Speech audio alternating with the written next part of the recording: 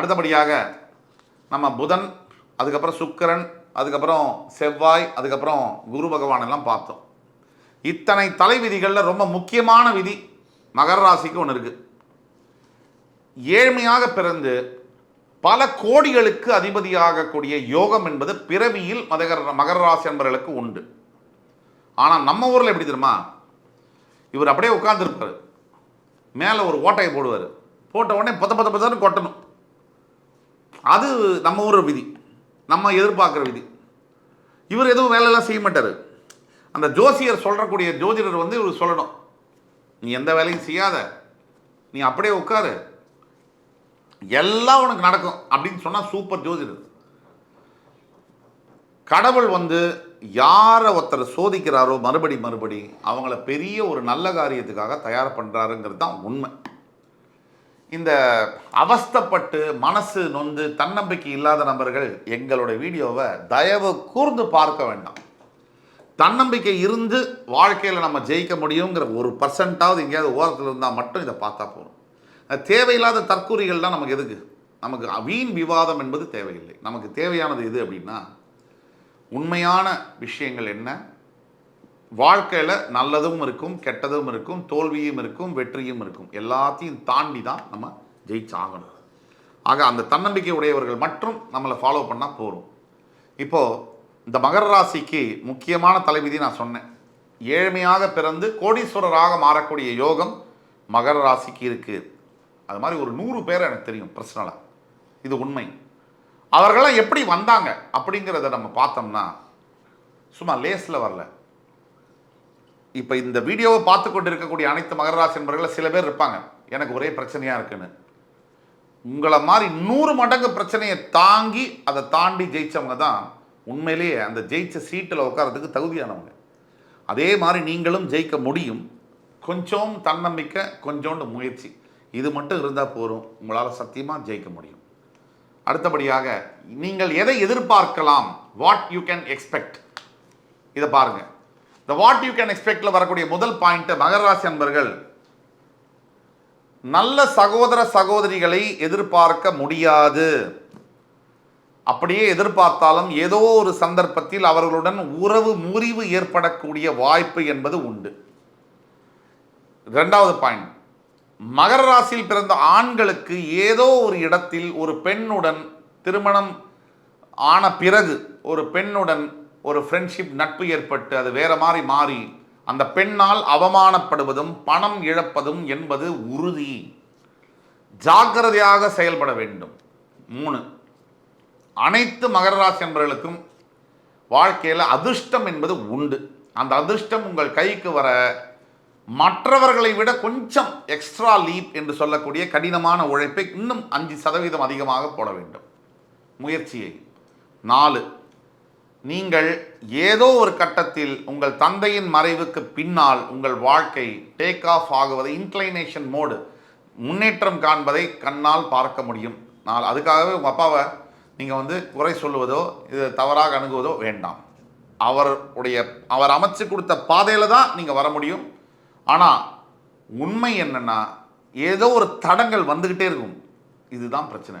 எடுத்த காரியத்திலெல்லாம் தடங்கள்.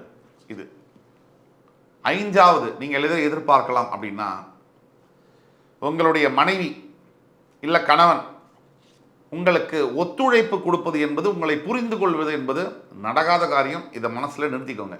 இதை எதிர்பார்க்கணும் நீங்கள். 6, வாட் யூ கேன் எக்ஸ்பெக்ட்.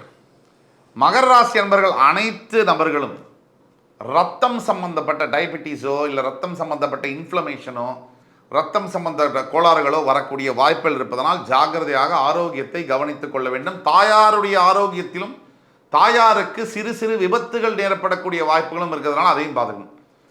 8, 7 முக்கியமான பாயிண்ட் என்னென்னா, இந்த அனைத்து மகர ராசி என்பவர்கள் தன்னுடைய வாழ்க்கையில் ஏழ்மையில் பிறந்திருந்தாலும் ஒரு காலகட்டத்தில் 30-35 வயதுக்கு பிறகு மிகப்பெரிய உயரத்தில், நீங்களே நினைச்சு பார்க்க முடியாத உயரத்தில் அமர்ந்தே தீருவீர்கள். இது சத்தியம். இத்தனையும் யூ கேன் எக்ஸ்பெக்ட். அடுத்தது நியர் ஃபியூச்சர் ப்ரெடிக்ஷன்ஸ்.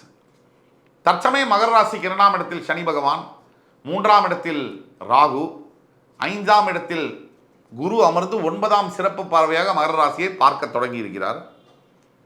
அதற்கு பிறகு உங்களுடைய பாக்கியஸ்தானத்தில் கேது. இப்போ 2ஆம் இடத்தில் இருக்கக்கூடிய சனி பகவான் தற்சமயம் வக்ரகதியில் சுழல்கிறார். அது ரொம்ப நல்லது.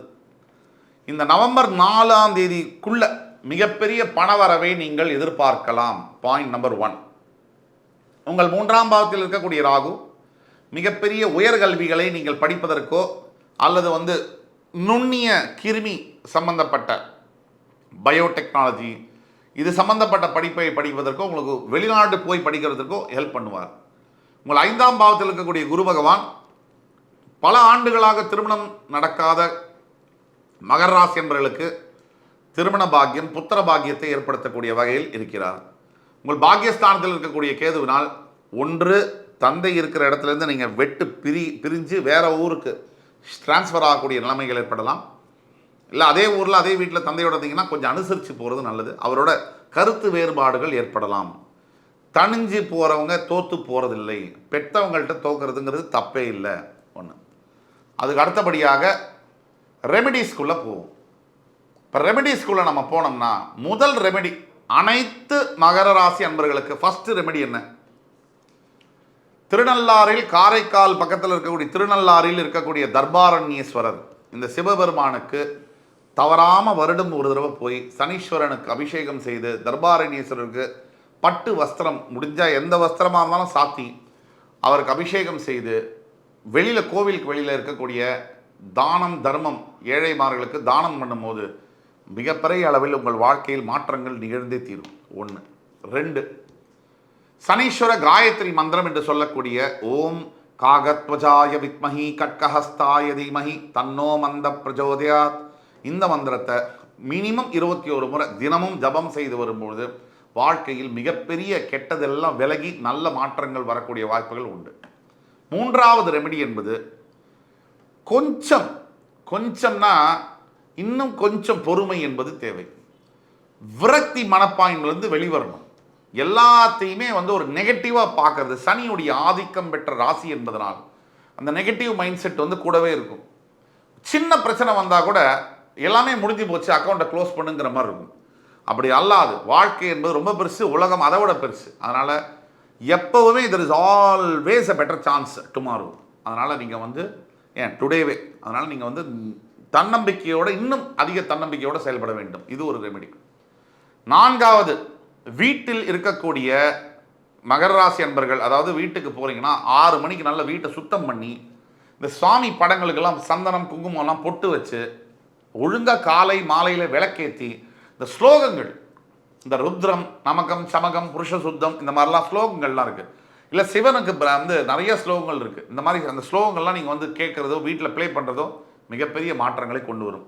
10 பாத்திரங்கள் எச்சில் பாத்திரங்களை ஒன்றாமல் சேர்க்காமல் இருக்கிறதும் மிகப்பெரிய ஒரு ரெமெடியாக மகர ராசி என்பவர்களுக்கு இருக்கும்.